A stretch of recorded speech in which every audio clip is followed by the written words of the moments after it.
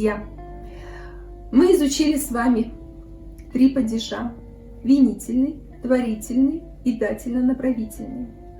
Мы изучили с вами 3 времени глагола: переходное, предположительное и давно прошедшее очевидное. А еще мы с вами знаем 87 слов. Сегодня я предлагаю наш урок построить следующим образом. Мы будем повторять слова, будем повторять грамматику, будем повторять падежи и времена года. И я буду делать небольшую подсказку в виде ссылки на урок, где проходили данную тему, либо где мы изучали эти слова. На 3-м уроке мы с вами учили слова, которые обозначают фрукты. Сейчас мы их с вами просто повторим. Но если вдруг вы забыли и вам надо более детально посмотреть, то открывайте урок номер 3. Кулпынай – клубника. Алма – яблоко. Танкурай – малина. Алмурт – груша. Алхоры – слива. Шабдалы – персик. Анар – гранат. Шие – вишня. И каракат – черная смородина. На уроке 8 мы с вами учили первую часть слов, которые обозначают еду. Нан – хлеб. Су – вода. Ботка – каша. Балык – рыба. Шай – чай. Кияр – огурец. Кампит – конфета. Май – масло. Тосап – варенье. На уроке 9 мы продолжили учить слова по теме еда.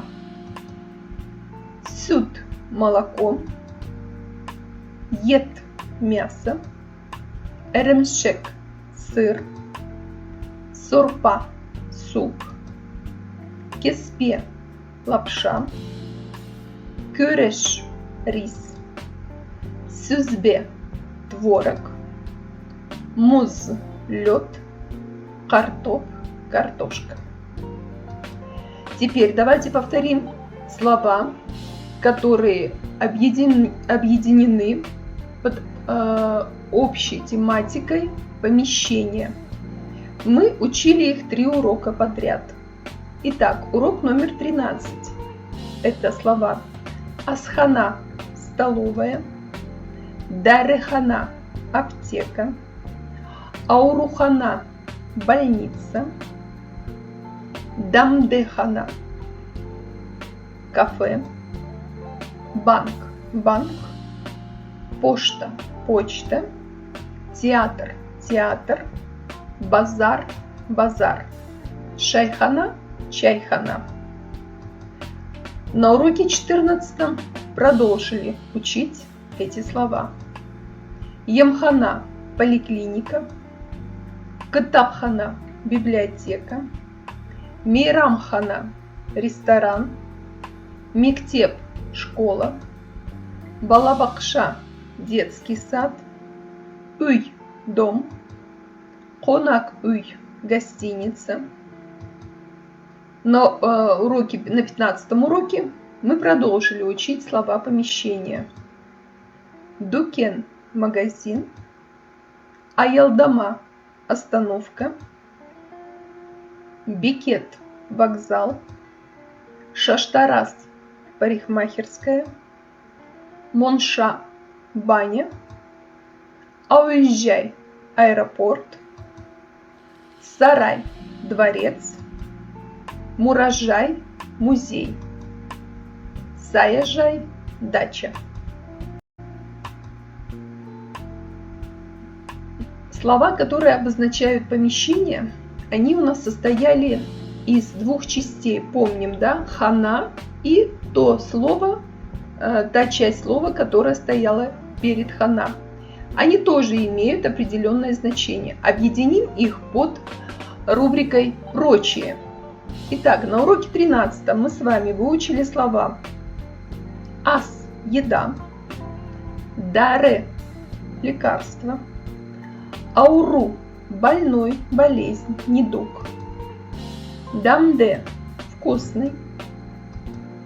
На 14 уроке мы с вами выучили слова ем – лечение, катаб – книга, мейрам – праздник, бала – ребенок, бак – сад, бакша – садик, катапша – книжка, конак – гость.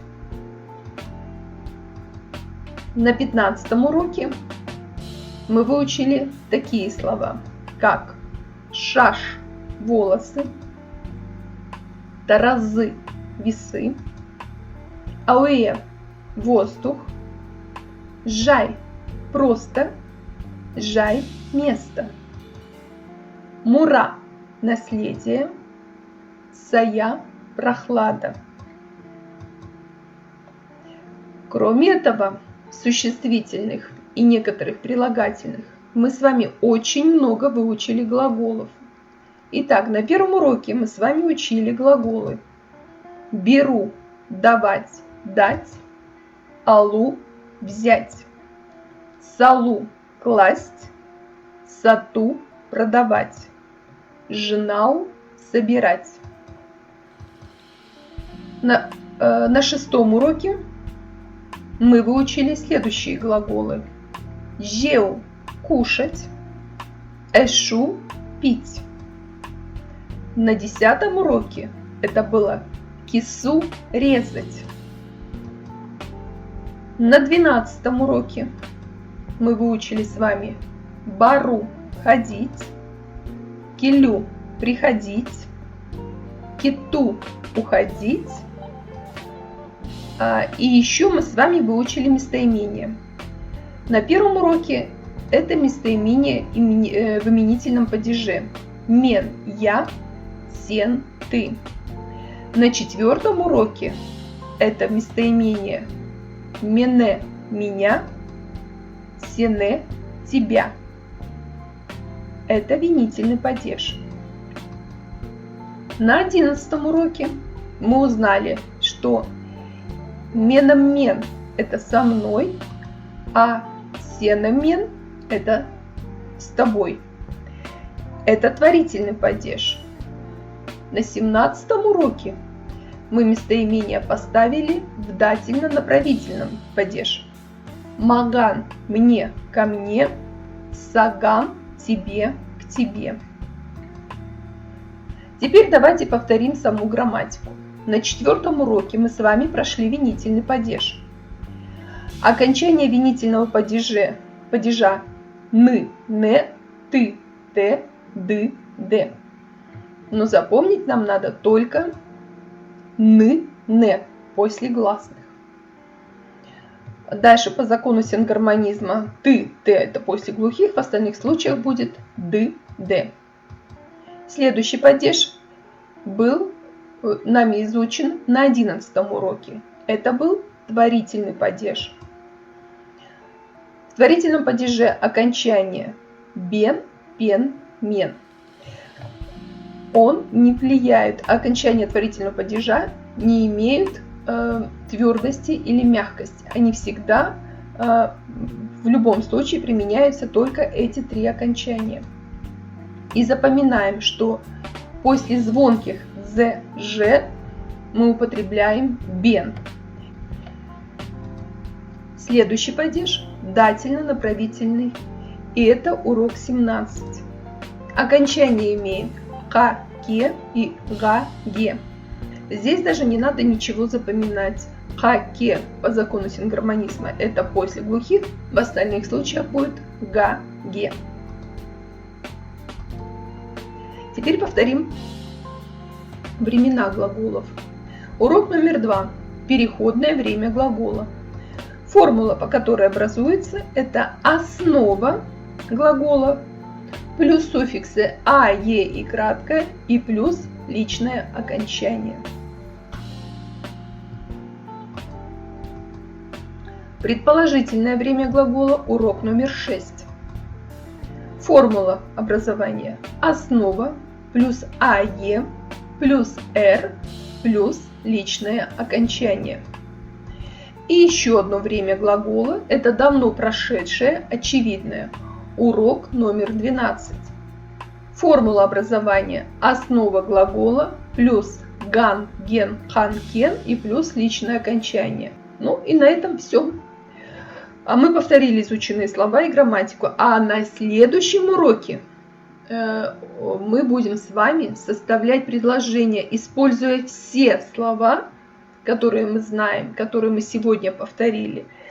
Не забывайте подписываться на канал, пишите комментарии, ставьте лайки, если урок вам был полезен. Спасибо за просмотр. Пока!